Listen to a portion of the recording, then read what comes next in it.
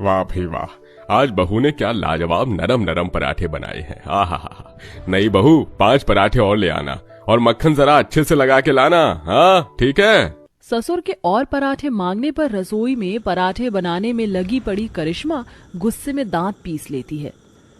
अभी लाई पापा जी।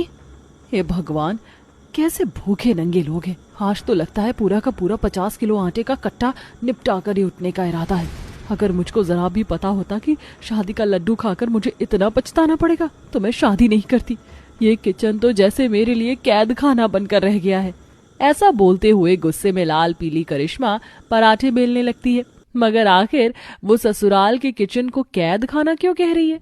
करिश्मा के गरम मसाले जितना तेज गुस्से के पीछे का मसला क्या है, ये तो कहानी देखने के बाद पता चलेगा। तो चलिए कहानी के पिछले भाग से पेश करते हैं।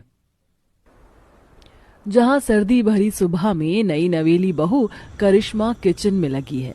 गैस के दोनों चूल्हों पर बड़े बड़े हांडे में चाय चढ़ी है। घर के रिश्तेदारों की हंसी ठिठोली का माहौल छाया है। हे भगवान, कौन कहेगा मुझको देखकर कि मैं एक दिन की दुल्हन हूँ। शादी खत्म हो गई लेकिन घर के रिश्तेदारों की बारात नहीं खत्म हुई। ऊपर से सुबह सुबह 5 बजे जगा दिया। अरे ओ नई दुल्हनिया बनी नहीं अभी तक तेरी चाय क्या? जी जी बस चाय खौल रही है बुआ जी। अरे इतनी भी क्या, बीरबल की खिचड़ी की तरह पकाए जा रही है। ले भिया छान कर। जी लाई बुआ जी। करिश्मा जल्दी जल्दी सबके लिए चाय छानकर घूंघट किए बाहर आती है।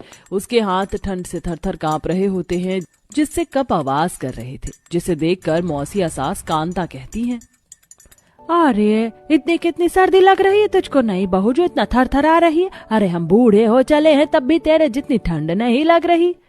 ठंड कहाँ से लगेगी? सारी रात तो मेरी दहेज की रजाई में पैर पसार कर पड़े हुए थे और मुझको पतले चादर में सुला दिया था। खटिया तो मेरी खड़ी हुई थी ठंड में।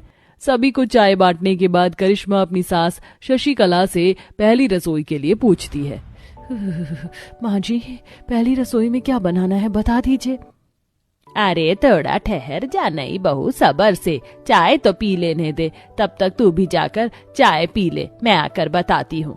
करिश्मा रसोई के अंदर चली जाती है। तभी उसके ससुर पति देवर तीनों 50-50 किलो आटा का कट्टा किचन में लाके रखते हैं।